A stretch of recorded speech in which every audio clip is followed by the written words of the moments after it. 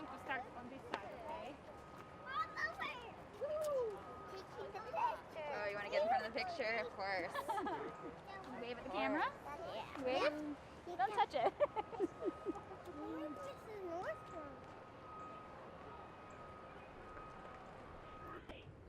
Hello, I'm Pamela Northam, First Lady of the Commonwealth of Virginia. Welcome to the Virginia Executive Mansion. I'm so excited to be able to host our annual Garden Day with the Garden Club of Virginia. Thank you all for your service to the Commonwealth. You play such a vital role for Virginia every day, and we owe so much to the work that you do. As a way to say thank you, I hope that you enjoy getting to see some of the beautiful native plants and pollinator plants that we have here at the Executive Mansion. Enjoy, and thank you again so very much. Good afternoon, I'm Linda Robinson. I am a docent here at the Executive Mansion of Virginia. I do this as part of the Virginia women's organizations that have been doing this for over 40 years now. We have served as docents at the Executive Mansion. Today we're here to host people for Garden Week in Virginia. This is the oldest continuously occupied governor's mansion in the nation. So we're delighted to welcome people to see the exterior of this beautiful mansion and its gardens. The garden is from the Gillette era. Gillette was a landscape architect who designed that garden, and so we have lovely flowers and some statuary there. The mansion itself has been redone several times over the last century. Currently it's painted in what's called Governor's Mansion beige. I personally think it looks yellow, but it is a lovely shade of beige. It is brick, and it has been painted since the early 1800s, we believe, to cover repairs that were made to the mansion when they could not match the red brick. And so to accomplish a even looking beautiful front, they simply painted the mansion. Much of the work that's been done here over the last several decades is overseen by the Citizens Advisory Committee on Furnishings for the Mansion, who oversee the changes that are made or the improvements to the mansion, the updates, and some of the acquisitions that we have. Okay, well, my name is Linda McBride, and I'm a Henrico Master Gardener. I'm here today with Ed Olson, who has taken his leave right now, but he'll be back shortly. We're with the Virginia Cooperative Extension. And today our booth that we have is on pollinators and specifically on native bees. So we've been talking to people about the importance of native bees, and many people only know the English honeybee, but there are 4,000 species of bees in the United States, and here in Virginia we have over 400 of those species. And most of them nest in the ground, but there are also some cavity nesters. So we have some information here and some displays about ways that you can help the cavity nesters and provide nesting materials for them. We're talking about planting native plants. That's very, very important because that's where the bees will go to get their nectar and their pollen in order to feed their babies. And the thing about solitary bees, or native bees, that most people don't know is the fact that they don't live in hives or groups. They don't cooperate with each other in the responsibilities that they take on. Each individual female bee has to provision her own nest. So she's out there very seriously looking for pollen and for nectar in order to create the pollen ball that she lays her egg on. And then those bees will not hatch out again until the following spring. There are spring bees and there are summer bees, and it takes them a full year to develop. But they go through a complete metamorphosis, just like butterflies do. So there's eggs and there's larvae, there's pupas, and then there's adults. The female bees probably live about 6 weeks. The males do their job and then they die off after a couple of weeks.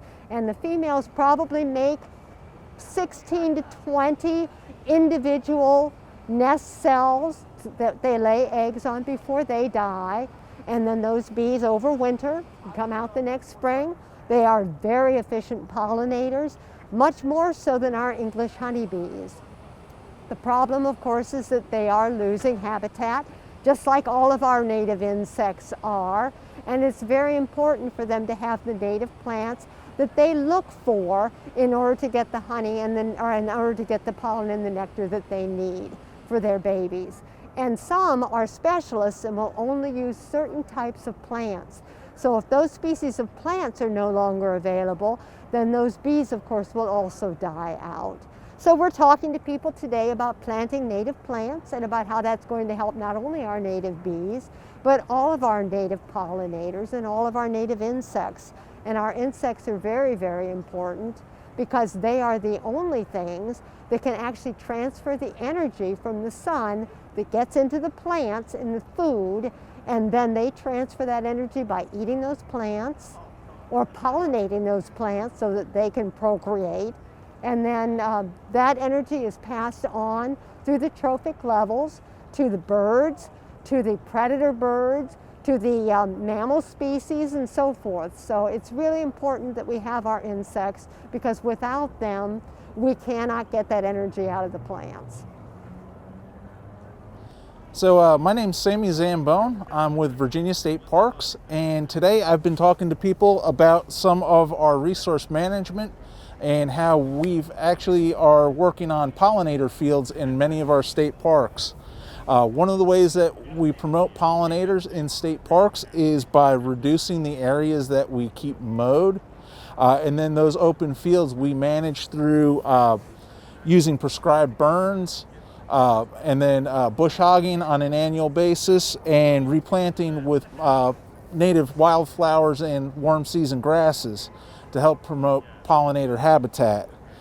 In other areas of our parks, we work with volunteer groups to plant different native plants around visitor centers, cabins, and other areas. And then we use those locations to actually provide education programs for our kids. So my name is Keith Tigner. I work with the Virginia Department of Agriculture and Consumer Services. We're here today to demonstrate honeybees and other pollinators and their importance in our environment as well as with agriculture. Honeybees are a little easier to work with most of our pollinators. It's a managed pollinator, so we can move them around very easily where they're needed, into an orchard, into a crop that is in bloom and needs pollination for that fruit, that vegetable production. Our native pollinators are more solitary bees or semi-social bees, and then the social bees like the bumblebees that occur throughout the season. The advantage of the honeybee, of course, like I said, we can move it around, but the other is that it starts with a large population at the beginning of the year. Our other pollinators, usually they're small numbers at the beginning of the year, so things like apples, when they come into bloom and need that pollination, may not have as many native pollinators as they would need to get that good production. Later in the year, as we get into the summer and into the fall for some of the crops at that time, our native pollinators become more important. But again, honeybees are very easy to move around and very easy to manage and produce a great deal of other benefits as far as the honey that is produced, and that adds to the value of their production. That not only are we getting agricultural production, but we're getting a sweetener that is can be very beneficial to all of us. I'm Christy Orcutt. I'm with RVA Goats, and I'm here with two of my many goats here. We're eating the weeds as a way to protect pollinators. So Molly was responsible for helping the First Lady with her redesign of that hillside and planting of native pollinators, but it was overwhelming because of the steep terrain, the poison ivy, and it's right above the roadside as well. And so Molly suggested that we bring in goats, and the First Lady jumped on that idea, and we brought in, I think, about half a dozen and spent about a week clearing most of the weeds off of that hillside. So then the landscape staff was able to get in and replant with some pollinator-friendly plants instead of just English ivy.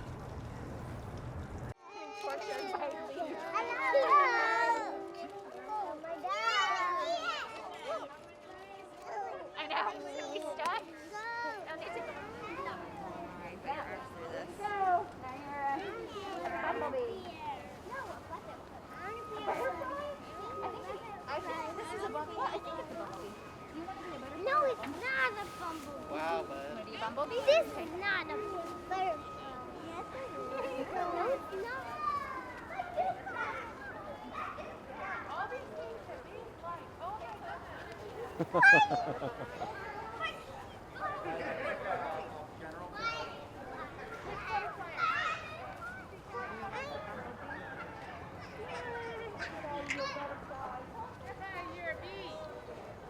Thank goodness. And so Murphy gets to have attention for a change.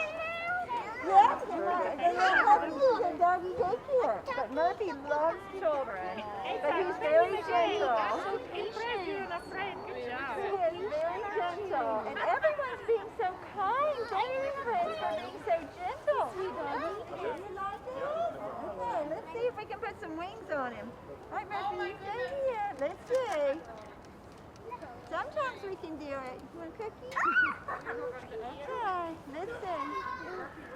All right, Murphy. Well, let's see. Okay, hold on. Let's see if he might be too big. Let's see. I think we might be able to do it. Good boy. Good boy. You're a good boy, Murphy. Okay. Like a bee. Hi, my name is Jason Aldridge. I'm with the Virginia Native Plant Society Pocahontas chapter, and we're just here letting everybody know about resources for planting native plants, reasons why you should plant native plants, and how to get started. Well, I'm Virginia Whitmer. I'm the outreach coordinator with the Virginia Coastal Zone Management Program. And our program is all about collaboration. It's a network of state agencies and localities. And back in 2009, we launched what has become a statewide initiative, Plant Virginia Natives. And it's marketing, it's educating people about what Virginia natives are, the benefit of Virginia natives, all the value that Virginia natives bring to us and to the environment around us. They are the environment around us. And so teaching them about those natives and encouraging them to plant those natives. Spreading the message that every yard counts. All those yards connect, and they really help support Virginia wildlife. They also help to improve water quality. There's tremendous benefits to the native vegetation around us, the flora around us. So every backyard counts. Every backyard could be, for example, a national park for insects. Imagine being a tiny insect in your yard, and if you have so much to offer them, it's like, wow. So yeah, I really enjoy doing this marketing work. We have, as I said, a statewide initiative, but we have regional native plant marketing campaigns. So today we're focused on plant RVA natives. And so these are the native plants for Virginia's capital region. This is a guide that is free. It is downloadable from plantvirginianatives.org, as are the guides for the rest of the state. And so we're just really excited that people are becoming much more interested in native plants. The nurseries and garden centers can't keep up with the demand at this point, so we're working with everybody to make sure that we just get more of these wonderful species in the ground, because they're beautiful. I mean, Virginia has an amazing variety of native plants, just beautiful plants. So there's a lot of ecological benefit and aesthetic benefit to planting Virginia natives. All right. My name is Dr. Kelly Fonto-Dietz. I'm the author of Bound the Fire, How Virginia's Enslaved Cooks Helped Invent American Cuisine. I am here today on behalf of Mrs. Northam. I'm helping her with her historic kitchen project. Right here we've got an original 1813 kitchen. It is right now being sort of reinterpreted, if you will, to tell the stories of the enslaved that would have worked here during the different governors' terms. So I'm helping Mrs. Northam tell a complete story of all who labored here at the governor's mansion. So we have objects like 19th century coffee roaster here on exhibit. We have a grinder, we have the pots and pans that would have been used by the enslaved cooks and their helpers here at the mansion's kitchen. And by doing all of this, by working with the descendants, by talking about their lives, we're helping tell a more complete story of not just the governor's mansion, but of Virginia together.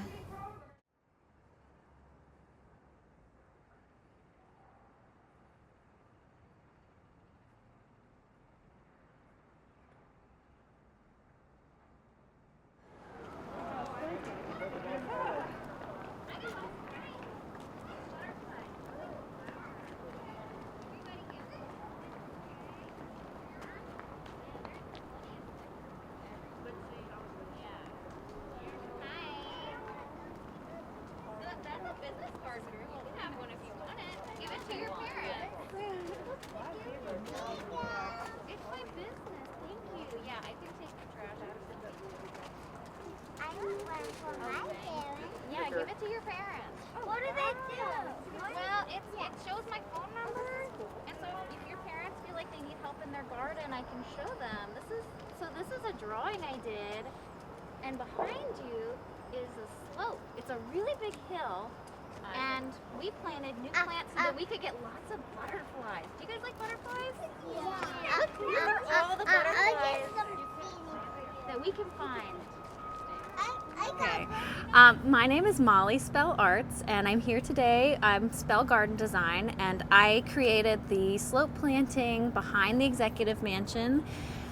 It was previously just weeds and ivy, and when buildings were taken down, it didn't look very nice at all. So we had the goats come out and take up all the poison ivy, and I created a plan which includes lots of native perennials, and they're going to be a succession of blooms throughout the growing season. So we'll have stuff from early spring all the way into the fall. So I'm really proud of it, and I've brought some plants that show sort of the foliage, some of the blooms that you're going to see, but it's still pretty early. But if you go down there, you can see there's a lot of stuff blooming now, and there's a lot of butterflies and bees already. So I hope everybody gets to enjoy it, and enjoy it from the street side as well.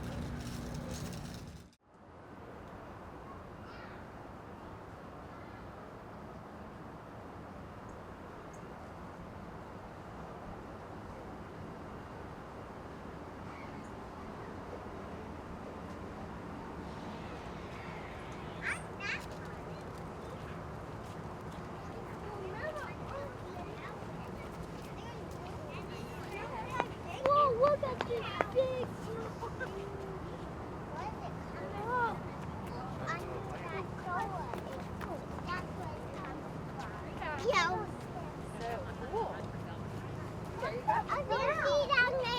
Yeah, you see a big truck on there? We were like, we want to do the first lady. Me and my husband were like, we want to do the first lady Christmas stuff. Like,